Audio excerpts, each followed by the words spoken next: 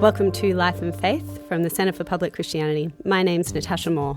Well, the issue of religious persecution has become a lot more visible over the last year or so with the rise of ISIS and everything that's happening in the Middle East. But not many people are aware of just how bad it is all over the world, and among Christians in particular. Some estimate that up to 4 out of 5 acts of religious discrimination worldwide are against Christians. They face persecution in 139 countries. And Pope Francis has said that there are more martyrs in the church today than there were in the first centuries, meaning the days when, Roman emperors used to throw Christians to the lions. It's worse today than it was back then. In an interview we did with Barney Swartz, who was the former editor of Religion at The Age, and now, since we should declare our interests, he's a senior fellow with CPX, he ventured that the story of Christian persecution challenges the widespread belief that Christians are usually the ones doing the persecuting. I think it's as bad as it's ever been. The worst of the Roman Empire was only once was sort of global. People have the idea that Christians do the oppressing, non-Christians that is, in the West. Christianity is far and away the most persecuted group. We're mostly dark and southern and poor. Open Doors is an international organisation that supports Christians who are facing persecution around the world. Today on Life and Faith, we've got Mike Gore in the studio. He's CEO of the Australian branch of Open Doors. Thanks for coming in, Mike. No worries, thanks for having me. To start out, can you give us a couple of examples of things that are happening right now around the world? So what does religious persecution actually look like for individuals who are going through it? Yeah, sure, Natasha. So religious persecution is, as I'm sure you can imagine, can be used as this kind of broad brush term to talk about just Christianity and Christians who face difficulty. But when you bring it down to the individual, you really start to see the impacts. And for example, in northern Nigeria, in the last 12 months, we've seen 13,000 churches closed. What do you mean by closed? So the pressure of extremist groups, for example, Boko Haram, a extremist group that about 12 months, probably 18 months ago now, kidnapped some girls from Chibok. They have sort of waged war through that region, and the pressures of persecution have seen churches close right across that area. And so we've seen 13,000 of them closed in the last 12 months alone. Syria and Iraq, as you know, and it was seen in the media, is just full of refugees and what we call internally displaced people. Christians having to walk for 10 hours overnight to hopefully the safety of a neighbouring town with only the clothes on their back. Stories of mothers who have been separated from children and husbands, and extremist groups saying, do you have a husband? And the wife pointing them out and him being killed in front of them, and then them told to walk, for hours and hours. On one story I heard of a family who had a heavily disabled son, and he was told, well, pick him up and walk if you want to live. He had to walk for more than 300 kilometres holding his son. Wow. I mean, some of these things we're hearing about regularly in the media, but others, don't necessarily trickle through. And part of what Open Doors does is to gather information, isn't it, about what's going on in terms of religious freedom and persecution worldwide. How do you go about doing that? How do you even measure persecution? Yeah, so we have what's called the World Watch List. It's a ranking of, I guess, the top 50 countries where persecution of Christians is the worst. Each year we release this list, and it's used by many organisations as a great tool and a factually based, a well-researched tool that lets the Western Church know what life is really like for Christians around the world. We have teams of people researching it. We work with people on the ground in each of these countries. We work in 60 countries. The amount of groundwork we do is incredible. So in terms of putting together that World Watch List, what kinds of factors put a country on that list? Sure. So we would measure persecution mainly off, I guess, a few what we call engines or different dynamics for persecution. Things like religious extremism, communism, dictatorial paranoia. We hear all about Islamic extremism, but the number one country on our list is North Korea. Now, that's not Islamic extremism, it's dictatorial paranoia. And the life for Christians in that country is just so oppressive. So I suppose somewhere like North Korea or Iraq, those are places that we would expect to be on that list. What other countries are on that list, and what other kinds of countries appear on that list? Sure. So the top 5 countries this year are obviously number 1 is North Korea, number 2 is Somalia, number 3 Iraq, and number 4 Syria. Number 5 is Afghanistan. But one of the surprising ones for me is always the Maldives. Now, Yeah. the Maldives, which Australians so often associate with honeymoons and idyllic sort of tropical paradise. Well, for Christians, the Maldives means potentially losing your identity, having your passport taken. It is an absolutely full-on place for Christians to live. And what kind of things does Open Doors do to support Christians in those sorts of situations? We do all sorts of programs. I mean, we're getting so many requests for so many different things. We can be as diverse as providing, safe houses, food and sanitary packs for internally displaced people, persecution preparedness training, bikes for pastors in different parts of Asia. I mean, there's so many different things that we provide. How did it start? So Open Doors began 60 years ago, as I said, 1955, by a guy called Brother Andrew. Now, I'm sure many of the listeners would have read a book called God Smuggler, and for those who haven't, it's a great book about the way the ministry began. He had a passion for Jesus, a passion for the church, but more than that, a passion to allow people to have the Bible. And so he began smuggling Bibles in his Volkswagen Beetle into a place called Poland many, many years ago. And that's where our ministry began, out of a heart to get the word into the hands of people who were not freely able to access it. I haven't read that book, but I've heard that it's a really fascinating story Yeah. full of kind of Well, adventures and ups and downs. He is a typical Dutchman. I've had the pleasure of hanging out with him several times, and he is one of the most passionate, most radical people I have ever met. The stories of some of his trips behind the Iron Curtain and the ability he had to just trust in God. I remember he always prays what he calls the smuggler's prayer, and he would come to a border, crossing with guards there wanting to inspect his car, and he'll pray the same prayer every day. It would always be, "You make blind eyes see, now I need you to make seeing eyes blind." And he said people would go through his car looking for Bibles and not see a thing. Just incredible stories of God's provision as he delivers the word of God to people all over the world. So, Mike, tell us a bit more about your personal journey in all this. How did you become involved in this kind of work? Yeah, sure. So I started with the ministry 5 years ago.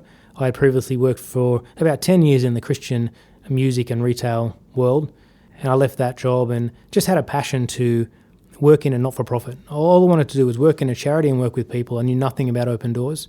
I saw a job online, applied for it, and about 12 months later I found myself in a country called Algeria with a bag full of Bibles, smuggling them into Muslim background believers. I ended up being on lockdown in a hotel for risk of kidnapping for ransom, chased by the secret police. I mean, I know we don't have time today, but I could tell you stories that would blow your mind. And that journey transformed my faith. You see, I realised that for so long I had put Jesus in this box, a smiling, happy guy that gives me everything and calls me to nothing, calls me to lose nothing. And in that moment I met people that almost lost everything for just the privilege of being in a relationship with him. And so it started a 5-year journey of complete transformation of faith. Obviously, religious persecution around the world, it's not only Christians who are victims of that. There are plenty of other persecuted minorities as well. Open Doors focuses particularly on Christians, doesn't it? That's right. Why does it particularly focus on Christians and not these other groups? The problem is so massive. It doesn't mean we don't respect or love people of other faiths, but we are for Jesus. We're for working with the local church. What you'll find is in most of these areas that we work, the local church is one of the best vessels of helping everyone. One of the things I often tell people is I'm not here to end persecution. I'm not even here to stop persecution growing. What our role is as a ministry is to give people the strength to stand in the face of persecution and shine as brightly as they can in their local church. If you've just joined us, you're listening to Life and Faith from the Centre for Public Christianity. I'm speaking with Mike Gore, who's the CEO of Open Doors Australia. But before we return to that interview, here's Barney Swartz again on the plight of Christians in the Middle East. There's a very real chance that the birthplace of Christianity will have almost none within 20 years. In Iraq, they say they've gone from several million to as low as 150,000. Many have fled, but countless thousands have been killed. Egypt, as you say, is extremely difficult. Christians are again an easy target for politicians. The army would foster every time the militants got angry with the army, they'd give them the Christians as a target. Across the whole of North Africa, where you had the Arab Spring, it's been very wintry for Christians. As for why this is happening, Barney had this to say. I think that in the Muslim countries there is a resurgent militancy in which Christianity is seen as Western and oppressive and therefore to be targeted. So Christians tend to be poor and marginalised in those countries and are easy targets.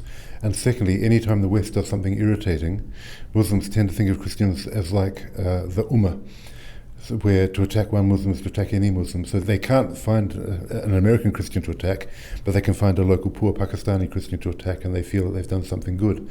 This is, I'm not attacking Muslims here, this is a human tendency, but Christians are certainly suffering from it more than anybody else at the moment.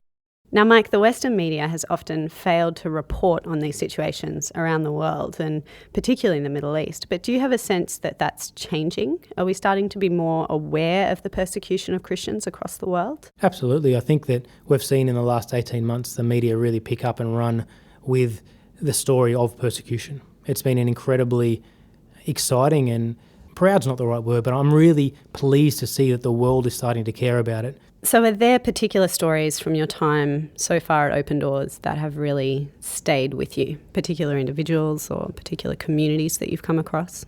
One of the hardest things my team faces is that we can see big numbers on the news, but we get the stories of the individuals and you carry them. You know, I'm a father with 2 beautiful girls, and to hear stories of young families who face persecution and the way that kids are used as a tool in persecution to conform the parents. It's one of the most heartbreaking and heart-wrenching things you'll see. There's a family in Syria we're working with. The mother had a dream one night and she felt God to say, you know, would you be willing to give your life for me? She said, I took a couple of days, but I said, yeah, ultimately I would be God. She said, the next dream, I felt God say, would you be willing to give your husband's life for me? She said that was a bit harder, but through prayer and talking with him, we ultimately decided that, yeah, we would be willing to do that. These guys now open up their 1-bedroom apartment in Syria to be a 24-hour-a-day, 7-day-a-week church. They give money, they give food, they have prayer for anyone, any faith, any need, any time of day. In fact, the mother and kids sleep in the hallway so the bedroom can be used for ministry. And while my friend was there, the girls started to draw on this whiteboard in the room, and my friend interrupted the conversation and said, girls, tell me what you're drawing. And they said, oh, well, this is a picture of Syria, and we've got this photo at the office. It's like this cityscape with buildings and blood and rubble and all this sort of stuff. But then there's this gold and rain just pouring down over the top of it. And my friend said, yeah, but girls, what's that rain? And they looked back at him and they just said, that's the love of God raining down over Syria and her people. 6 and 7-year-old girls. There's stories like that. They just drive me on and inspire me to do this job every day of the week. These situations are incredibly difficult, and you'd think that the sensible answer would be to get these people out of those countries, out of those situations.